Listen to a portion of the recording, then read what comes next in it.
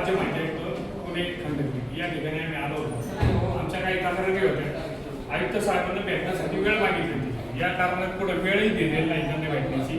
आणि त्यांचा एकंदरीत हे बघितलं, त्यांचं ॲटिट्यूड जर बघितलं ते अजूनही स्वतःला पोलीस समजतात. आणि पोलीस समजतात तर आम्ही काय आरोपी आहे का? जर त्यांना काही प्रश्न विचारण्यासाठी गेलो तर त्यांनीच बोलवलं, आम्ही अपॉइंटमेंट मागितली होती त्यांनी आतमध्ये बोलवलं आम्हाला.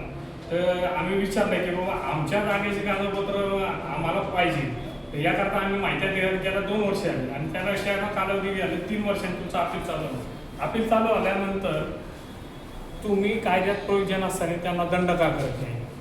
आणि 2-3 वर्षांनी असा आदेश जाते की त्यांना माहिती द्या.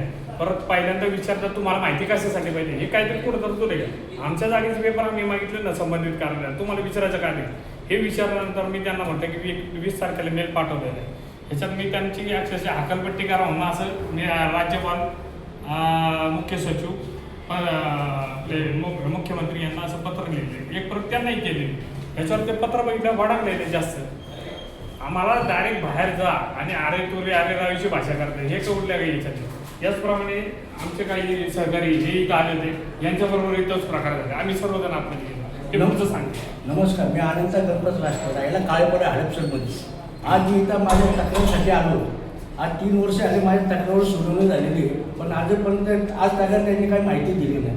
जानेवारीमध्ये मी लेखी अर्ज केला होता की आज त्यांना तुम्ही वाचवण्याचा प्रयत्न तर करत नाही ना, तरी काही दखल घेतली नाही. 4-5 वेळा पुलवंत मॅडम होते, त्याने दखल घेतली नाही. आणि आज परत मी अर्ज द्यायला आलो होतं स्मरणपत्र.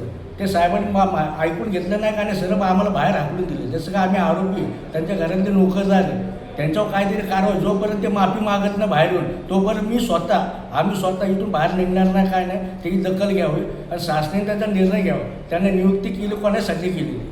आज प्रथम अपील यांच्याकडनं काय ते दंड वसूल करत नाही, काय नाही, त्यांच्यावर काही कारवाई होत नाही अशी माझी म्हणणं.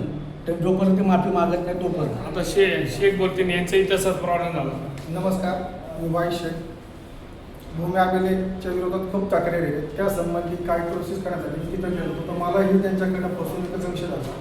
त्या संबंधी माहिती घेण्यासाठी मी माहिती आयोगाकडे पहिले तिथं माहिती अधिकारी तिथे गेला, त्यानंतर अपील केलं, मग माहिती आयोगाला अपील केलं.